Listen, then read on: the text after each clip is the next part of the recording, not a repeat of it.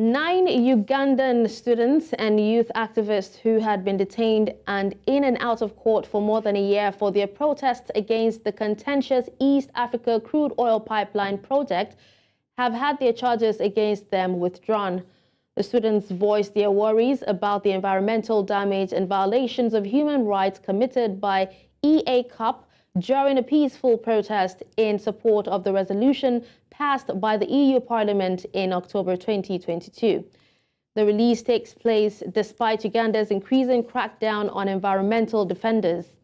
Meanwhile, the UN Special Rapporteur has expressed concerns about the project's potential for violating human rights in several messages.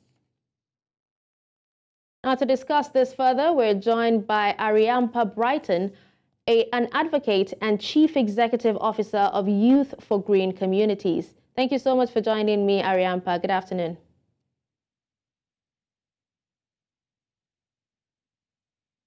Aryampa, can you hear me? Good afternoon, viewers. I'm happy to be here. All right, fantastic. Now, can you briefly explain the nature of the charges that were initially brought against the 9 Ugandan students who were protesting on Stop EACOP? And what specific legal arguments or even strategies did you and your team use to defend the students and ultimately have their charges dropped?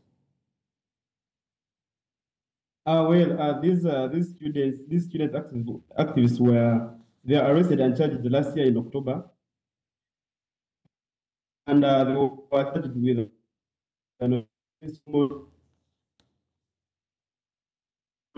nuisance, which is under the Penal Code Act,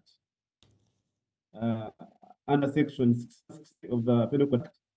That act causes common injury, dangers, or annoys their common right. So that is basically the nature of the act.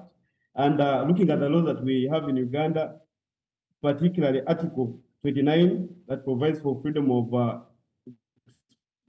expression, where any Ugandan has the right to assemble, and so the legal arguments in this case is that we looked at the rights under the Constitution of Uganda, and basically looking at the case is that the case was never had a special. Because when we had court, I think we went on to the bail application, which was a success, and we managed to get the student bail in October 10th. And the matter has been was fixed for hearing for over 8 more so hearings, but the prosecution never produced any witness in court. We never had any disclosure in court. So I think on that basis, I think we informed court on 6th of November that this is no longer prosecution, but rather it is the persecution of these activists. All right, so I think it was on that basis they dropped the charges because the state could not. If you can hear me now, did you face any backlash or even opposition as a result of representing these students? If you did, how did you handle it?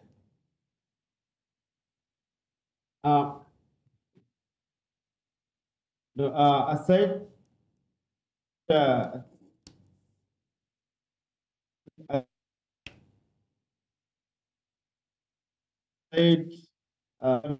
coming out and calling everyone who sees the project, the human who come out have been called people who are sabotaging government programs, and that creates a bad image even in the communities we are living in, because they look at you as someone who is against the development of Uganda, which is actually not the case. Is that you're trying to defend the rights of people, which is under the law that any person has the right to defend any person whose rights have been violated. So, but apart from that, we have not really faced any opposition. Okay, Aryampa, if you can hear me, what impact do you believe that this case has had on the broader conversation around civil liberties and also freedom of expression in Uganda?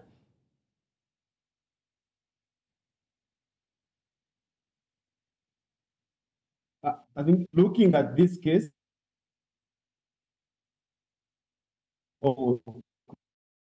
Aryampa, for joining us. Sadly, we actually have to wrap up this conversation here.